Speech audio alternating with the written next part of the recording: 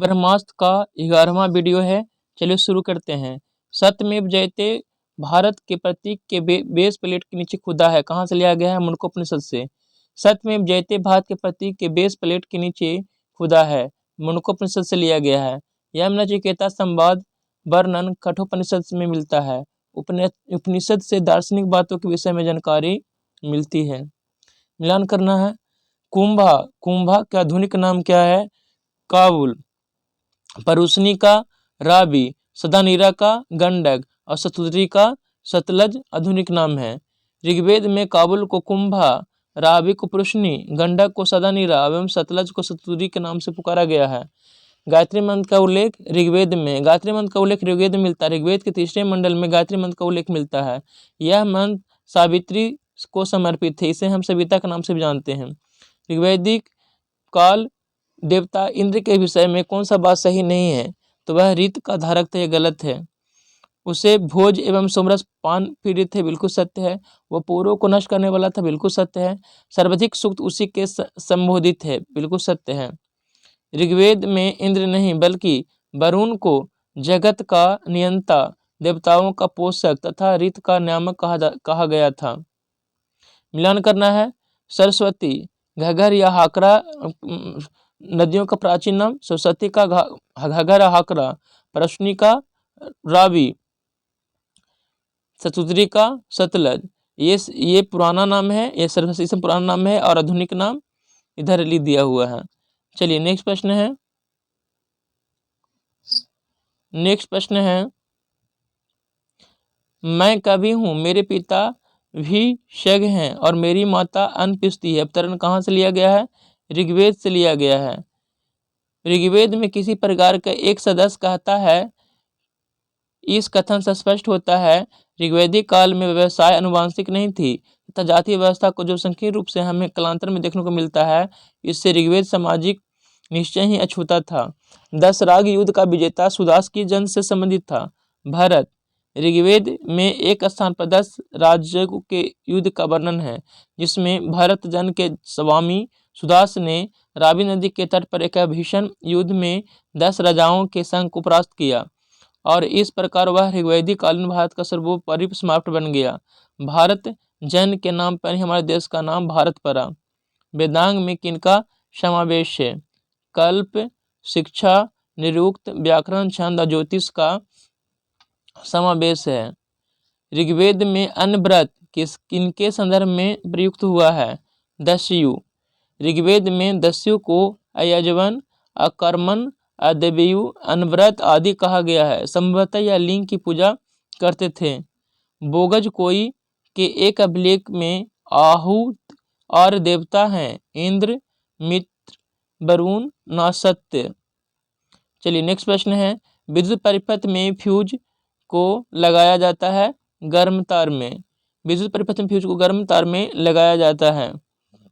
Fuse के बार बार फूक जाने पर इसे बिजली के मिस्त्री को बुलाकर ठीक करना चाहिए। फ्यूज के बार बार फूक जाने पर इसे बिजली के मिस्त्री को बुलाकर ठीक करना चाहिए। फ्यूज PV+ सेशन का बना होता है। फ्यूज के तार का प्रतिरोध उच्च होना चाहिए लेकिन गलनांक निम्न होना चाहिए। एक पावर सॉकेट पर कई विद्युत उपकरण को नहीं लगाना चाहिए क्योंकि अतितापन के कारण बिजली की वायरिंग खराब हो सकती है।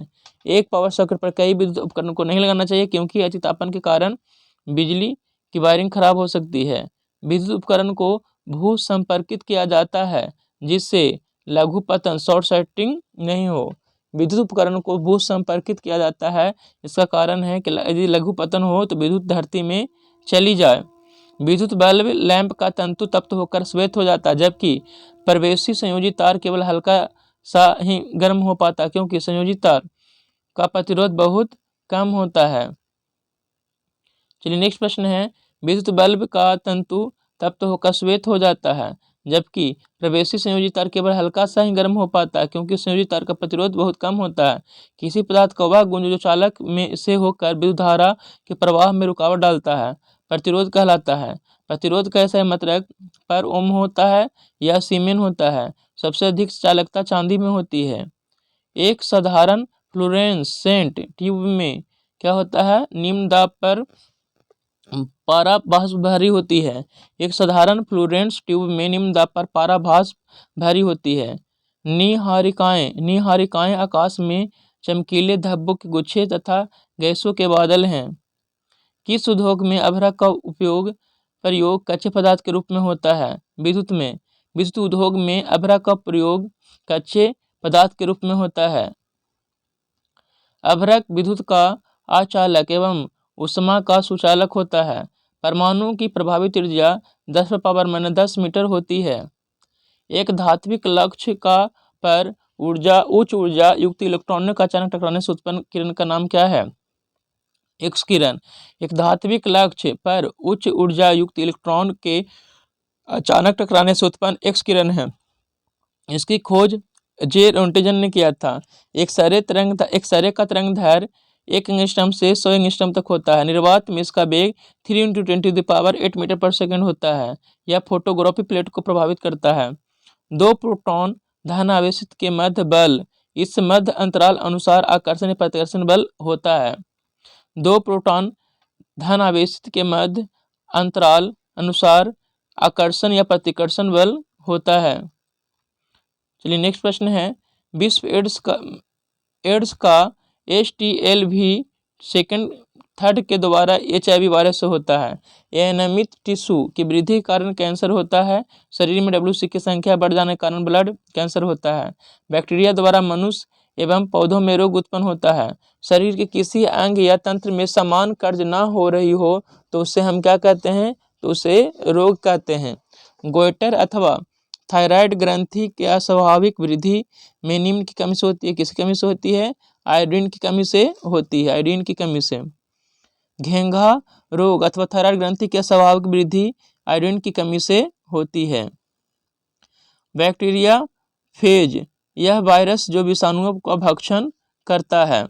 वैसा वायरस जो जीवाणु का भक्षण करता है बैक्टीरियोफेज कहलाता है। किसमें? वास्तविक केंद्रक नहीं पाया जाता है। जीवाणु में वास्तविक केंद्रक नहीं पाया जाता क्योंकि ये कोशिकीय होते हैं।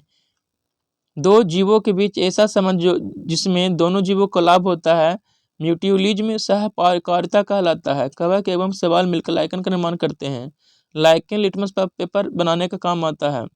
उपापचयी एंजाइम अनुपस्थित होता है किसमें? विषाणुओं में।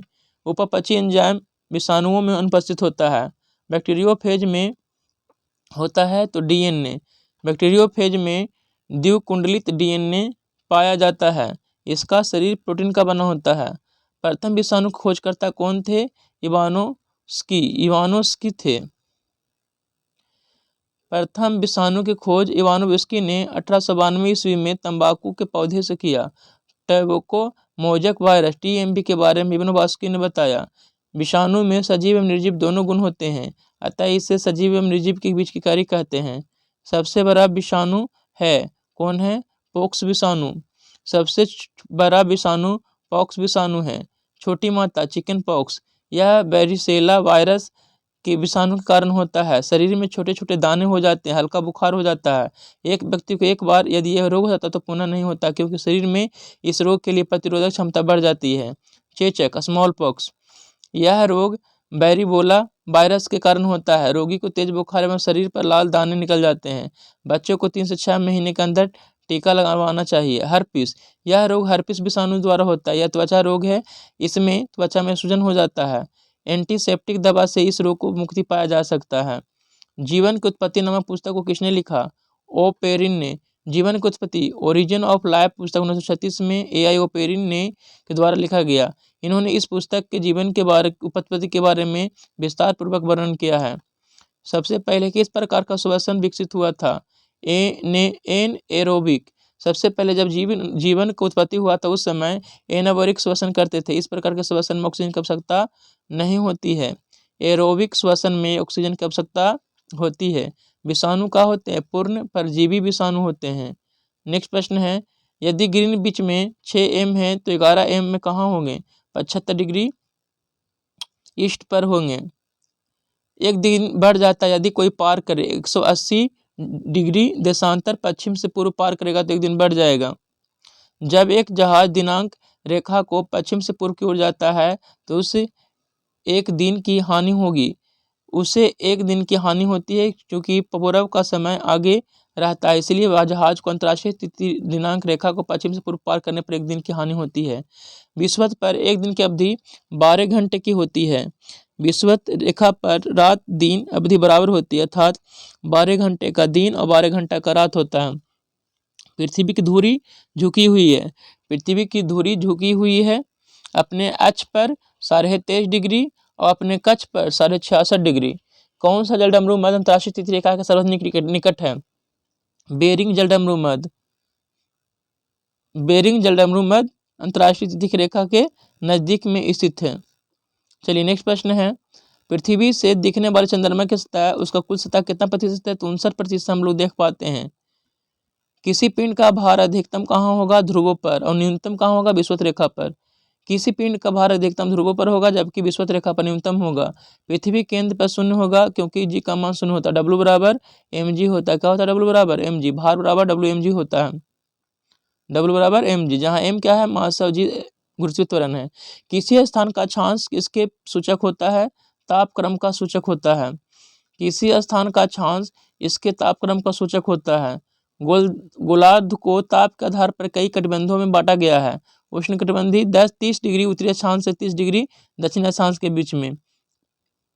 उपोष्ण कटिबंध 30 डिग्री से 45 डिग्री अक्षांश दोनों गोलार्ध में। शीतोष्ण कटिबंध 45 डिग्री से 66 डिग्री अक्षांश दोनों गोलार्ध में। ध्रुवीय कटिबंध 60 डिग्री से 90 डिग्री अक्षांश दोनों गोलार्ध में। सूर्य तथा पृथ्वी के बीच न्यूनतम दूरी कब होती है? 3 जनवरी को। इसी को उपसौर कहा जाता है। अधिकतम होता है 4 जुलाई को। इसे अपसौर कहा जाता है, पेहेलियन कहा जाता है। इनमें से कौन सा सत्य है? 30 डिग्री से 45 डिग्री उत्तरी एवं दक्षिण अक्षांश के बीच का क्षेत्र उपोष्ण कटिबंध है, बिल्कुल सत्य है। तूफानों का सागर किसे नाम दिया गया है? चंद्रमा के तल पर जल विहीन क्षेत्र को तूफानों का सागर कहा जाता है। जल में शुद्धि मिलाने पर उसका बॉइलिंग पॉइंट बढ़ जाता है, बिल्कुल सत्य है। दाब बढ़ाने पर जल का बॉइलिंग पॉइंट बढ़ जाता है, बिल्कुल सत्य है। प्रेशर कुकर में जल का बॉइलिंग पॉइंट 120 डिग्री हो जाता है, बिल्कुल सत्य है। रोगग्रस्त वृक्क के रोगियों को दिए जाने वाले अपोहन के प्रक्रम में प्रकृत घटना को क्या कहते हैं? पराशरण कहते हैं, ओस्मोसिस कहा जाता है। रोगग्रस्त वृक्क के रोगियों को दिए जाने वाले अपोहन डायलिसिस के प्रक्रम में प्रयुक्त परिघटना फिनोमेनन परासरण है, ओस्मोसिस है। डिफ्यूजन ऑफ गैसेज, घनत्वों में अंतर रहते हुए भी गैसों के पृथ्वी के गुरुत्वाकर्षण बल के विरुद्ध भी परस्पर घुल मिल जाने की स्वाभाविक प्रक्रिया को ही गैसों का विसरण कहा जाता है। दूध किसका उदाहरण है? दूध उदाहरण है पायस का। दूध किसका उदाहरण है? इमल्सन यानी पायस का। दूध पायस का उदाहरण है। वैसे कोलाइड जिसमें परिक्षेपित कण तथा परिक्षेपित माध्यम दोनों द्रव हो, इमल्सन कहलाते हैं। वैसे कोलाइड जिसमें विलायक ठोस तथा विलेय द्रव होता है, जेल कहलाता है, जैसे जेली। निलंबन, ऐसा घोल जिसमें प्रक्षेपित कणों का आकार 10⁻⁵ सेंटीमीटर से अधिक हो तो निलंबन कहलाता है, जैसे नदी का गंदा जल, हवा में धुआं। बारूद किसका मिश्रण है? तो नाइट्रेट, सल्फर और काठ कोयला का मिश्रण है। खाद्य परिरक्षक के रूप में सर्वाधिक उपयोग में लाया जाने वाला पदार्थ कौन है? बेंजोइक अम्ल। खाद्य परिरक्षक के रूप में सर्वाधिक उपयोग लाया जाने वाला पदार्थ बेंजोइक अम्ल है। इमली में टार्ट्रिक अम्ल पाया जाता है। इमली में कौन सा अम्ल पाया जाता है? टार्ट्रिक अम्ल। कपड़ों के रंग का विरंजन करने वाला अभिकर्मक कौन है? Sulphur dioxide. सल्फर डाइऑक्साइड के द्वारा कपड़ों के रंग का विरंजन किया जाता है।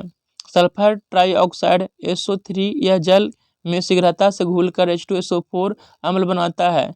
इसी कारण इसे सल्फ्यूरिक अम्ल या एल्डिहाइड कहते हैं। वह रासायनिक अभिक्रिया जिसके घटित होने से ऊष्मा बनती है कहलाती है, क्या कहलाती है? ऊष्माक्षेपीय अभिक्रिया कहलाती है। किसी ठोस वस्तु को गर्म करने से उसका सीधे गैस रूप में परिवर्तित होना क्या कहलाता है? ऊर्ध्वपातन कहलाता है। ऊर्ध्वपातन, ठोस से सीधे गैस, ऊर्ध्वपातन। किसी भी रासायनिक यौगिक का न्यूनतम संभव इकाई क्या है? परमाणु। किसी भी रासायनिक यौगिक की न्यूनतम संभव इकाई परमाणु है। किसी पदार्थ को असूक्ष्म कण जो स्वतंत्र अवस्था में नहीं रह पाया जाता है किंतु रासायनिक अभिक्रिया में भाग लेता है, उसे क्या कहते हैं? परमाणु कहते हैं। नेक्स्ट प्रश्न है, जब धर्म के आधार पर शासन चलाया जाता है जैसे वेटिकन सिटी, उसे धर्मतंत्र कहा जाता है, जहाँ का शासक पोप होता है। हमारे संविधान के अनुसार भारत क्या है? धर्मनिरपेक्ष राष्ट्र है।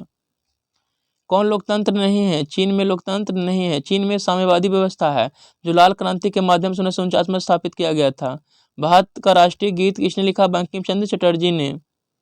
और राष्ट्रगान की बात करें तो राष्ट्रगान रविन्द्रनाथ टैगोर के द्वारा लिखा गया था। वंदे मातरम को आनंद मठ पुस्तक से लिया गया था। भारत का संविधान दिवस 26 नवंबर को मनाया जाता है, क्योंकि 26 नवंबर 1949 को भारत का संविधान बनकर तैयार हुआ, इसलिए 26 नवंबर को संविधान दिवस मनाया जाता है। वर्तमान में प्रचलित भारतीय राष्ट्रीय ध्वज का डिजाइन किसके द्वारा तैयार किया गया था? पिंगली वेंकैया के द्वारा।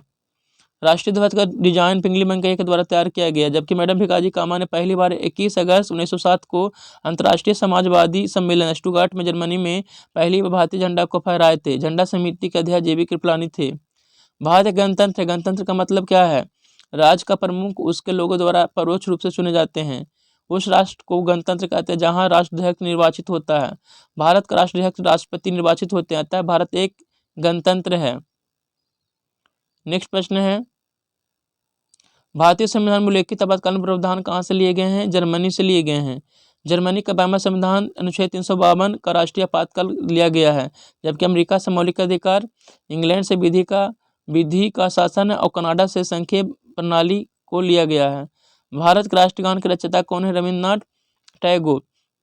भारत का राष्ट्रीय गान जन गण मन रचयिता रविन्द्रनाथ टैगोर हैं। राष्ट्रगान का संगीत कर्नल राम सिंह के द्वारा तैयार किया गया। इसे सर्वप्रथम 1911 के कोलकाता अधिवेशन में गाया गया था। संविधान के अनुसार तिरंगे की लंबाई चौड़ाई का बीच अनुपात कितना होता है? 3:2 होना चाहिए। भारतीय गणराज्य में एक केंद्र शासित प्रदेश के प्रशासनिक प्रमुख को क्या कहा जाता है? उपराज्यपाल कहा जाता है। केंद्र शासित प्रदेश का प्रशासनिक प्रमुख राष्ट्रपति होता है और राष्ट्रपति की प्रतिनिधि के रूप में उपराज्यपाल का प्रशासक कार्य करता है। दिल्ली, पुदुचेरी, अंडमान निकोबार द्वीप समूह में उपराज्यपाल और शेष अन्य राज्यों केंद्र शासित प्रदेशों में राष्ट्रपति की प्रतिनिधि के रूप में प्रशासक कहा जाता है। सत्यमेव जयते के का अर्थ क्या होता है? सत्य की ही विजय होती है। ये मुंडकोपनिषद से लिया गया है। भारत का संविधान लागू हुआ 26 जनवरी 1950 को भारत का संविधान लागू हो गया, जबकि बनकर तैयार हुआ था 26 नवंबर 1949 को। और संविधान में जब लागू हुआ तो 15 अनुच्छेद 1949 को ही लागू कर दिए गए थे। इस तरह से ये ब्रह्मास्त्र का वीडियो समाप्त होता है। धन्यवाद।